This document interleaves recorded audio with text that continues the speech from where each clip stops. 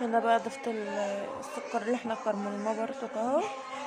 وبقى خلاص كده جميل. هدخله بقى التلاجة علشان تجمد معايا، وبعد كده خلاص بقى.